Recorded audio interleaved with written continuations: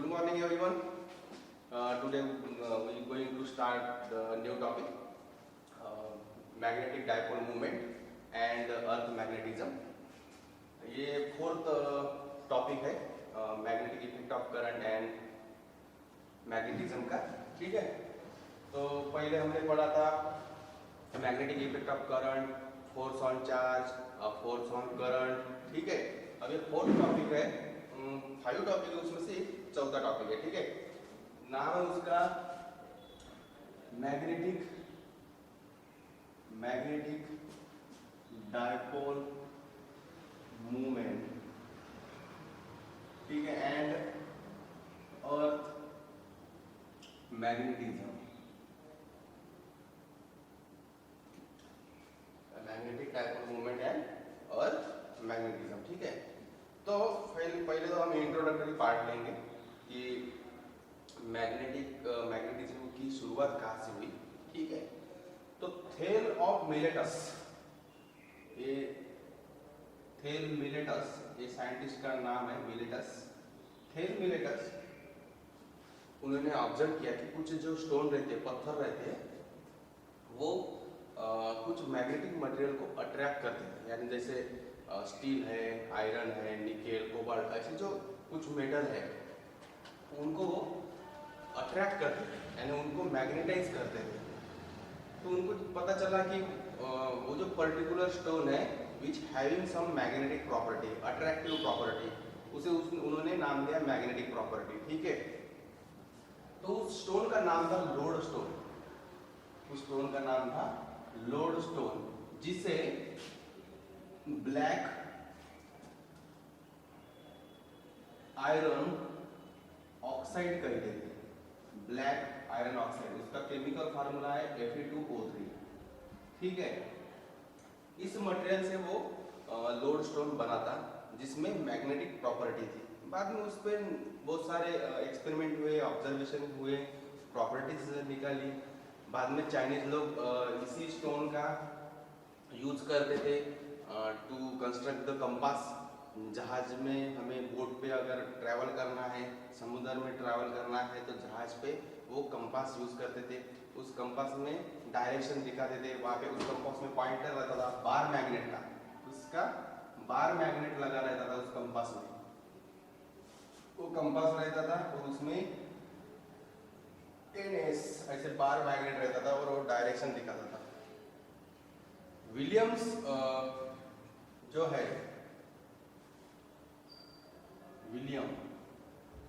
Gilbert William, ये जो scientist है, इन्होंने इस डायरेक्शन के बारे में बताया कि बार मैग्नेट को अगर आप ऐसे रखते हो, हैंग करके रखते हो, तो which shows the direction of N and S pole of the earth, means which is align along the direction of NS line. NS line किसकी? अपने अर्थ की NS लाइन. जैसे ये अर्थ है, सपोज नॉर्थ साउथ है, अगर हमने ये नॉर्थ है, सपोज एक फॉर एग्जांपल ये नॉर्थ है और साउथ है, अगर हमने ऐसे हैंग करके रखा है तो ये बार मैग्नेट ऐसे अलॉन्ग द NS लाइन ऐसे मूव होता था. यानी this bar magnet which is align along the direction of NS line of the अर्थ. ठीक है, तो इस डायरेक्शन में वो बार मैग्नेट क्या होता था? अलाइन होता था. ठीक है, मूव होता था. ठीक है, बाद में एक्सपेरिमेंट हुए. बाद में बहुत सारे साइंटिस्ट आए, जैसे एविन है, वेबर है, ऐसे बहुत सारे साइंटिस्ट जिन्होंने इस मैग्नेटिक मटेरियल पे ऑब्जर्वेशन किया, उन पे एक्सपेरिमेंट किया, उनके प्रॉपर्टीज ढूंढ के निकाले. ठीक है, ओरस्टेड, ये जो फर्स्ट साइंटिस्ट है ओरस्टेड, जिन्होंने magnetic force and magnetic properties के बारे में बताया. First time magnetic force and how to this magnetic material apply the force on another magnetic material. ये ओरस्टेड ने बताया. इनके नाम का यूनिट भी है. ठीक है, जैसे गॉस और वेबर यूनिट है, टेस्ला यूनिट है, वैसे ही ओरस्टेड भी एक इनके नाम का, इस साइंटिस्ट नाम का यूनिट है. ठीक है, बाद में इन्होंने इस लोडस्टोन को क्या किया, इस पे इन्होंने थोड़ी पढ़ाई की, ऑब्जर्वेशन किया, एक्सपेरिमेंट किए, तो ऐसे पता चला कि this magnetic material having some property. तो पहले इन्होंने क्या किया कि ये जो मैग्नेटिक मटेरियल है वो किसी भी शेप का रहता था।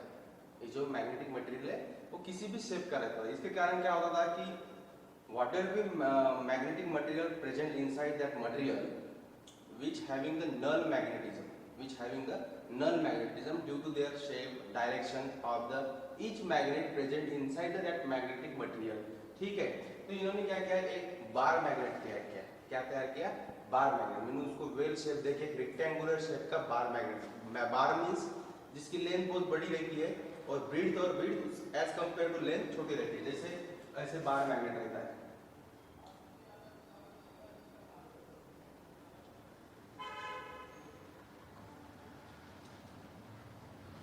ऐसे बार मैग्नेट रहता है। ठीक है, सपोज इसी शेप का रहता है पर छोटा रहता है। आपने देखा होगा कि रेक्टेंगुलर शेप का 3 डायमेंशनल ऐसे बार रहता है, और which having the magnetic property, that's why we call bar magnet. ठीक है, ये जो बार मैग्नेट है which having some property, magnetic property. First property है अट्रैक्टिव प्रॉपर्टी। ठीक है, अट्रैक्टिव प्रॉपर्टी मीन्स अगर इस बार मैग्नेट के पास में कोई भी आप आयरन पीसेस लाते हो, the piece of the irons put near this bar magnet, then this bar magnet attract this iron pieces. ठीक है, ठीक, ये जो है अट्रैक्टिव प्रॉपर्टी। दूसरी है directive property. Directive property means if you hang this bar magnet with some wire, then this bar magnet align towards the NS line, along the NS line। आपको इसके पहले पता है कि ये अर्थ के NS लाइन जो है, नॉर्थ और साउथ साइड जो है, उनके बीच में जो लाइन है, ठीक है, उसी लाइन के अलाउंग वो बार मैग्नेट क्या होता है, अलाइन होता है। ठीक है, यानी आप किसी साइड में भी उसको रखो ऐसे हैंग करके, वो पलट के उस एनएस लाइन के अलाउंग मूव होता है। ठीक है, that is a directive property. Third property है attraction and repulsion. Attraction and repulsion means दो बार मैग्नेट है, ठीक है, हर एक मैग्नेट को खुद का एक मैग्नेटिक पोल रहता है। हर एक मैग्नेट को खुद का एक, ठीक है, ये बार मैग्नेट है। ये क्या है? बार मैग्नेट है। हर एक बार मैग्नेट को दो पोल रहते हैं, एक एन पोल, दूसरा एस पोल। एक एन पोल, दूसरा एस पोल। ठीक है, यानी मैग्नेटिक पोल यानी क्या है? It is a region present near the end of the bar magnet on which the magnetic force is maximum. Magnetic force is maximum means it is a region, और ये जो reason है, ये जो पोल है, ये एग्जैक्टली एंड पे नहीं रहते, क्योंकि एंड पे नहीं रहते, आगे जाके थ्योरी में हम पढ़ेंगे। ये नियर द एंड रहते, यानी कुछ पार्ट छोड़ के ये नियर द एंड रहती है। ये बात ध्यान में रखना। It is not present exact the end, it is present near the and. ठीक है, और एन पोल से ही मैग्नेटिक फ्लक्स जो है वो बाहर निकलते हैं, और ये जो फ्लक्स है एस पोल में सिंक होते हैं। ये क्या होते हैं? एस पोल में सिंक होते हैं। ठीक है, अब अगर ऐसे बार मैग्नेट के पास कोई दूसरा बार मैग्नेट जिसको भी एनएस, जिसको भी दो पोल है, ठीक है, और मैग्नेटिक मटेरियल को कभी भी आगे जाके है प्रॉपर्टी हो, एन और एस पोल अगर ऐसे एक बार मैग्नेट में उसके सामने लाता हूं, if both magnet having the same pole near to each other, placed near to each other, then they are repelled means अगर सेम पोल अगर पास में लाते हो तो दे आर रिपल्ड। अगर अपोजिट पोल लाते हो आप, देन दे आर अट्रैक्ट। ठीक है, ये है अट्रैक्शन एंड रिपल्शन। फोर्थ है मोनोपोल। मोनोपोल मींस में क्या होता है कि they are present the one single charge present unique one single charge exist in electric field। एक सिंगल चार्ज रह सकता है पर एक सिंगल पोल वाला मैग्नेट नहीं रह सकता है। हमेशा ही मैग्नेट के दो ही पोल रहते हैं, सिंगल पोल। जैसे आपको ऐसा लग रहा है फॉर एग्जांपल कि इस एक बार मैग्नेट है, इसको अगर मैंने यहाँ से तोड़ दिया तो एक ही पोल का मैग्नेट बन जाएगा? नहीं। जैसे आप इसको कट करते हो तो ये दो पोल बन जाएंगे N and S। Means magnetic pole never exist in single. Individual pole नहीं रहता है बार मैग्नेट को, हमेशा ही बार मैग्नेट के दो पोल रहते हैं, ठीक है। एंड यही डिफरेंस है मैग्नेटिज्म में और इलेक्ट्रिसिटी में, यानी इलेक्ट्रोस्टैटिक्स में और मैग्नेटोस्टैटिक्स में यही डिफरेंस है कि इलेक्ट्रोस्टैटिक्स में चार्ज सिंगली रह सकता है, ठीक है, पर मैग्नेटिज्म में बार मैग्नेट के या कोई भी मैग्नेटिक पोल सिंगल नहीं रहता, वो पेयर में रहते हैं। कैसे रहते हैं? पेयर में रहते हैं। अगर इसको अगर मैं कट करता हूँ डेफिनेटली यहाँ पे N पोल तैयार हो जाएगा, यहाँ पे S पोल तैयार हो जाएगा, ठीक है।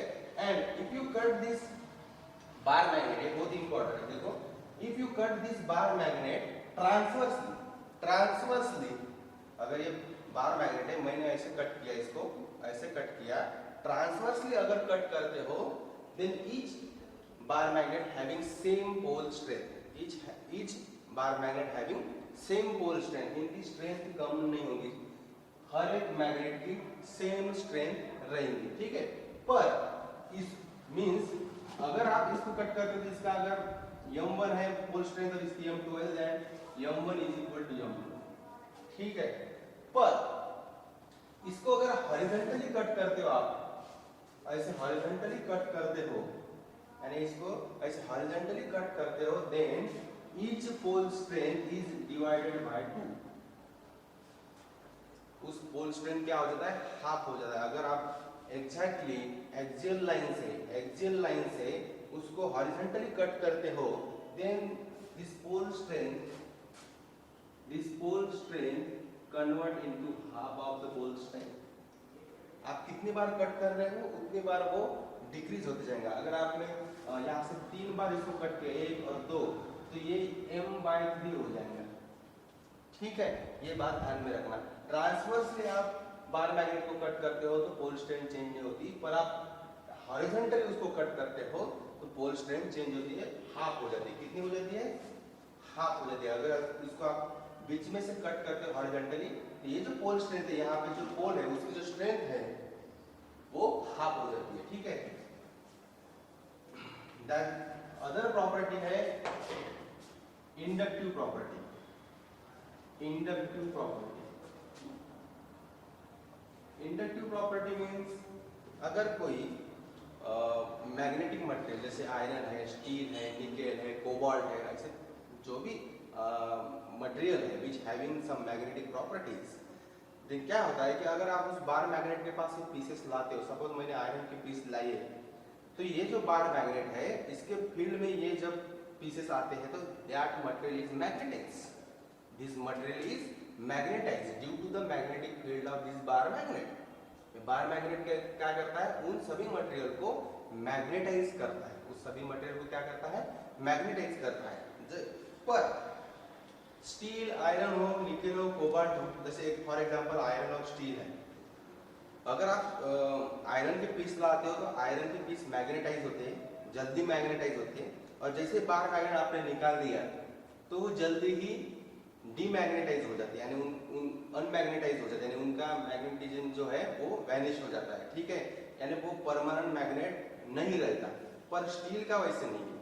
आपके स्टील के पीसेस अगर आप लाते हो तो क्या होता है, उसको मैग्नेटाइज होने के लिए टाइम तो लगता है, पर जैसे ही बार मैग्नेट आप निकाल देते हो और उस मटेरियल को रखते हो तो some magnetism are present inside the that steel, means उस स्टील क्या करता है, कुछ मैग्नेटिज्म पकड़ के रखता है, वो जल्दी ही अनमैग्नेटाइज नहीं होता है, इसलिए स्टील की कैपेसिटी ज्यादा है मैग्नेटाइज होने की, ठीक है, as compare to the iron. क्या आयरन को क्या होता है कि आप मैग्नेटाइज करो फिर बार मैग्नेट निकाल दो, उसके पास का ये जो पीसेस है बार मैग्नेट का मैग्नेटाइज हो जाएंगे आयरन पीसेस। बाद में अगर आप निकाल देते हो बार मैग्नेट को, वो पीसेस अनमैग्नेटाइज हो जाएंगे। पर आप स्टील के पीसेस रखते हो, मैग्नेटाइज होंगे। जैसे आपने बार मैग्नेट निकाल दिया तो स्टील के pieces which having some magnetism inside that magnet steel material, ठीक है। तो ये है inductive property. Inductive property means दूसरों से मैग्नेटिज्म लेना, यानी दूसरों के कारण खुद को मैग्नेटाइज करना, ठीक है। Means some lines of this magnetic field of this bar magnet, lines of force of this magnetic material induct with this steel or iron material and magnetize to this iron or steel material, ठीक है। उसके कारण क्या, उसे क्या कहते हैं हम इंडक्टिव मैग्नेटिज्म कहते हैं। उसको क्या कहते हैं हम इंडक्टिव मैग्नेटिज्म। मींस इंडक्शन के कारण जो मैग्नेटिज्म मिला है उसे हम इंडक्टिव मैग्नेटिज्म कहते हैं, ठीक है। Inductive magnetism, inductive magnetism. ये जो बार मैग्नेट है itself has a magnetic property, पर ये जो आयरन है, स्टील है, इनको मैग्नेटिक, ये पहले मैग्नेटाइज नहीं रहते, इनको मैग्नेटाइज करना पड़ता है। ये दूसरों के मैग्नेटिक फील्ड को यूज करके खुद को मैग्नेटाइज करते हैं। That is called means the magnetism having due to the induction process, magnetism having due to the induction process, that's why we call the inductive magnetism, ठीक है। बाद में एक टेस्ट है श्यूरेस्ट टेस्ट, यानी ऐसे बहुत सारे मटेरियल पड़े जिसमें आयरन है और बार मैग्नेट के टुकड़े पड़े हैं, आयरन के टुकड़े पड़े हैं। तो अगर कोई बार मैग्नेट उसके पास लेके जाते हैं हम, तो हमें एग्जैक्टली पता चलता है कि ये टुकड़े आयरन के हैं या किसी बार मैग्नेट के हैं। कैसे पता चलता है? क्योंकि आयरन तो अट्रैक्टिव होगा, क्योंकि आयरन को दो पोल नहीं रहते, मैग्नेट के दो पोल नहीं रहते, आयरन को एक ही पोल रहेगा, वो अट्रैक्टिव होंगे। पर जो पीसेस पड़े हैं इसके बार मैग्नेट के, उनको दो पोल रहते हैं, N pole S pole. S pole रहे तो रिपोल हो जाएंगे, एन पोल रहे तो अट्रैक्ट होंगे। तो इससे पता चलता है हमें कि जो टुकड़ों में आयरन है कि magnetic material, magnetic bar magnet के टुकड़े पड़े हैं। तो बार मैग्नेट के टुकड़े हैं या आयरन के टुकड़े, ये पहचानने के लिए हमें किसी बार मैग्नेट को यूज करके हम वो चेक कर सकते हैं। आयरन तो डेफिनेटली अट्रैक्ट होंगे, रिपल नहीं होंगे, पर जो बार मैग्नेट के टुकड़े हो वो रिपल भी हो सकते हैं और अट्रैक्ट भी हो सकते हैं। तो ठीक है, that is the student test to find out the pieces of iron and bar magnets, ठीक है। तो ये 5-6 प्रॉपर्टीज है बार मैग्नेट की, प्रॉपर्टीज है बार मैग्नेट की, ठीक है। And bar magnet is always if you hang this bar magnet with the support of any wire, ठीक है, then this bar magnet is always aligned along the NS line of the earth, ठीक है। ये 7वीं property है, ध्यान में रखना।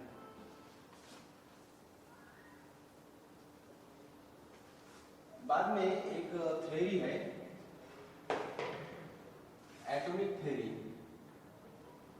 Atomic theory of magnetism या मैग्नेटिज्म। यहाँ से ही रिवॉल्यूशन हुआ मैग्नेटिक प्रॉपर्टीज का, मैग्नेटिक फील्ड का, ठीक है। एग्जैक्ट मैग्नेटिक प्रॉपर्टी क्या रहती है यहाँ से ही, और ये जो मैग्नेटिक प्रॉपर्टी है किसी मटेरियल में रहती है तो किसके कारण रहती है, इसका कारण क्या है कि एक कोई मटेरियल मैग्नेटिक नहीं है, कुछ मटेरियल मैग्नेटिक है, तो इसका कारण क्या है? इस थ्योरी का जब रिवॉल्यूशन हुआ तो यहाँ से ही मैग्नेटिक मटेरियल की स्टडी स्टार्ट हुई। This theory is the origin of magnetism, this is the origin, this theory is the origin of magnetism, ठीक है, atomic theory of magnetism.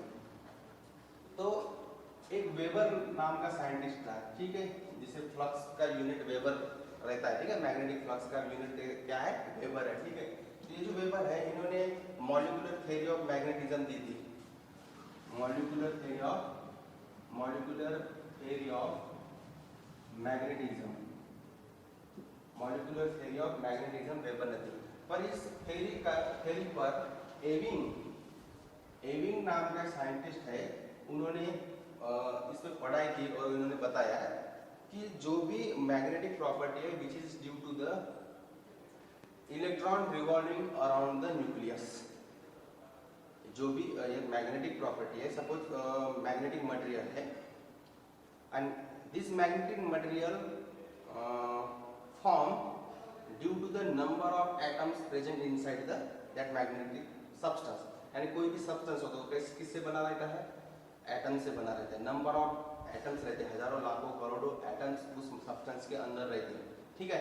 Then that each atom is a magnet, work as a magnet. उस Ewing का कहना था कि each atom present inside the substance और material which work as a magnet, bar magnet, which work as a bar magnet, खुद एक magnet रहता है। तो कैसे रहता है, उन्होंने बताया कि न्यूक्लियस है, न्यूक्लियस के अराउंड इलेक्ट्रॉन मूव होता है। न्यूक्लियस है, न्यूक्लियस के अराउंड ऑर्बिट में जब इलेक्ट्रॉन रिवॉल्व होता है, then this motion of electron that is a charge particle. आपको सबको पता है कि अगर कोई चार्ज पार्टिकल मूव हो रहा है with respect to time, that is called current. Then this motion of electron, in motion of electron around the nucleus considered as the current loop. This is a current loop. इसे अगर current loop consider करते हैं, एविंग कहता है कि electron revolve around the nucleus. Revolve ये जो theory है, एटॉमिक थ्योरी ऑफ मैग्नेटिज्म, क्या कहती है कि each and every atom present inside the substance which work as a bar magnet, वो खुद एक मैग्नेट रहता है। तो कैसे रहता है, क्योंकि electron revolve around the nucleus, this motion of electron consider as a current loop, this is a current loop. अगर ये करंट लूप है तो डेफिनेटली सबको पता है कि if the current flowing through the material then produce the magnetic field around it, produce the magnetic field around it. अगर ये कोई भी कंडक्टर है, इसमें से करंट फ्लो होता है तो मैग्नेटिक फील्ड इसके अराउंड रहती है, खुद की उसकी मैग्नेटिक फील्ड इसके अराउंड रहती है, सबने आपने पिछले लेक्चर में पढ़ा है। तो this current loop produce its own magnetic field. तो ये जो मैग्नेटिक फील्ड है, जैसे न्यूक्लियस है, सपोज ये न्यूक्लियस है, आपके सामने बता दो न्यूक्लियस है, इसके अराउंड इलेक्ट्रॉन ऐसे रिवॉल्व हो रहा है, तो क्या होगा, करंट है, ऐसे करंट अगर लोग कंसीडर करते हैं इस डायरेक्शन में, तो क्या होता है, देखो ये करंट और मैग्नेटिक फील्ड इस डायरेक्शन में, यानी मैग्नेटिक फील्ड ऐसी जनरेट होगी। ये जो करंट लूप है, आप बांगड़ी लो, कंगन लो, कंगन यानी सरकमफरेंस, उस कंगन का सरकमफरेंस कंसीडर करो, that is a current loop, ठीक है। उसको ऐसे मैंने हॉरिजॉन्टल रखा, तो क्या होगा, उस हर करंट एलिमेंट का खुद का मैग्नेटिक फील्ड प्रोड्यूस होगा, तो वो ऐसे मैग्नेटिक फील्ड जनरेट करेगा, ठीक है। उस प्लेन में से घुसेगा, ये कंगन है या सर्कुलर वायर रखो ऐसे, यानी इसको सर्कुलर वायर कंसीडर करो। इसके मोशन ऑफ इलेक्ट्रॉन जो है which is moving along the orbits, which is moving along the orbit, उस ऑर्बिट को एक वायर कंसीडर करो, करंट लूप कंसीडर करो, and each element of this current produce its own magnetic field and which is perpendicular to this plane, ऐसे तैयार होंगे, ठीक है। तो ये क्या होगा, इस डायरेक्शन में ऐसे होंगी, तो डेफिनेटली हमें पता है कि फ्लक्स किस डायरेक्शन में निकलता है, बार मैग्नेट में। बार मैग्नेट अगर कंसीडर करते हैं इसको, सपोज बार मैग्नेट इसको कंसीडर कर, ये यहाँ पर बार मैग्नेट है, तो N में से ही फ्लक्स बाहर निकलते हैं और S में ही वो सिंक होते हैं, बराबर है, सिंक होते हैं, बराबर है। तो ये जो है इसमें से क्या होंगे, मैग्नेटिक फील्ड ऐसे तैयार होंगे और नीचे जाएंगे, और यानी which is work like a bar magnet. ये यंग यहाँ से ऊपर आ रहे हैं और यहाँ जा रहे हैं, and that is a n pole, that is s pole, means each atom work as a bar magnet. और ऐसे बहुत सारे एटम जो है उस मटेरियल में रहते हैं which is working like a bar magnet. बहुत सारे बार मैग्नेट होंगे क्योंकि हर एटम एक दूसरे को जॉइंट होकर, ऐसे बहुत सारे एटम जॉइंट होकर मटेरियल बनता है, हम बहुत सारे बार मैग्नेट वहां पे रहेंगे। each and every atom work as a bar magnet, and each and every bar magnet having its own magnetic field, ठीक है। तो वैसे है मटेरियल में क्या होता है कि फिर अगर उसका शेप बराबर नहीं है, ओरिएंटेशन बराबर नहीं है, तो उसके कारण क्या होता है कि वो जो बार मैग्नेट की डायरेक्शन है, सपोज ऐसे एटम की अरेंजमेंट है, सपोज एक एटम ऐसा है, एक एटम की बार मैग्नेट ऐसा है, यानी मैग्नेटिक फील्ड की डायरेक्शन इधर एन एस पोल, एक एटम है ये भी एटम है, इसकी ऐसे पोलर ऐसे है, कोई ऐसा है, यानी रैंडमली अरेंजमेंट होंगी तो क्या होगा, each and every magnetic pole strength or magnetic field of this atom nullify to each other. क्या करेंगे, एक दूसरे को नलीफाई करेंगे, मीन्स अच्छे शेप, यानी शेप अच्छा नहीं है या उनकी ओरिएंटेशन, उनकी डायरेक्शन अगर रैंडमली है, अरेंजमेंट रैंडमली है, such type of material having zero magnetic field, means magnetic material है और उनका मैग्नेटिज्म क्या है, जीरो है। पर अगर हम कोई बार मैग्नेट तैयार करते हैं, किसी मैग्नेटिक मटेरियल का बार मैग्नेट तैयार करते हैं, तो उसमें क्या होता है कि each and every bar magnet align particular direction, तो ये पर्टिकुलर डायरेक्शन में अलाइन रहेंगे, तो इनका जो नेट रिजल्ट है वो जीरो नहीं रहेगा, इनका जो नेट रिजल्ट है वो क्या रहेगा, जीरो नहीं रहेगा। मीन्स ये एस पोल है, एन पोल है, हर एक atom S pole, N pole, S pole, N pole, N pole, means this N pole is present at right hand side and S pole present at left hand side, means resultant N pole is on the right hand side and resultant S pole is on left side, means this bar magnet having two poles। कैसे पोल produce हुए कि अगर well arrangement है हर एक atom की और उनकी जो रिजल्टेंट N पोल और S पोल है, तो N pole definitely right hand side में रहेगा और S pole definitely left hand side में रहेगा रिजल्टेंट, ठीक है। तो ऐसे ही बार मैग्नेट के दो पोल तैयार होंगे, ठीक है, which produce the magnetic field, which produce the it's own magnetic field, ठीक है। ऐसे बार मैग्नेट तैयार होता है और ये having this bar magnet having permanent magnetic property, क्योंकि this magnet bar magnet is magnetize, ठीक है। पर अगर ऐसी अरेंजमेंट रहती है, रैंडम अरेंजमेंट है, तो क्या करेंगे, हर एक पोल स्ट्रेंथ जो है एटम के मैग्नेटिक पोल स्ट्रेंथ एक दूसरे को क्या करेंगे, नलीफाई करेंगे, बराबर है, एक दूसरे को ऐसे रिपल करेंगे, कुछ अट्रैक्ट करेंगे, एन पोल को रिपल करेगा। अच्छा अरेंजमेंट अगर रैंडम रहती है तो कोई एक दूसरे को अट्रैक्ट करेगा, एन पोल एस पोल को, तो ये रिंग टाइप शेप रहेगा इनका कहना है कि रिंग टाइप शेप रहता है।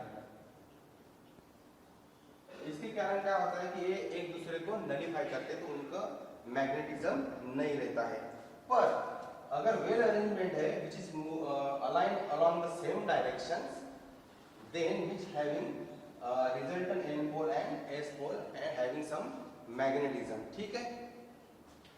This is all about the atomic theory of magnetism. Atomic theory of magnetism यही कहती है कि जो जिस मैग्नेटिक मटेरियल, जिस मैग्नेटिक जो मटेरियल है जिसमें एटम्स रहते हैं, नंबर ऑफ एटम्स रहते हैं, तो each and every atom work as a bar magnet, each and every atom work as a bar magnet due to the motion of electron around the nucleus, ठीक है। और उस motion को ही electron के हम करंट लूप कंसीडर करते हैं, each and that current loop produce its own magnetic field, then and this magnetic field having two pole, each and every magnetic field having two poles, one is n pole, second is s pole.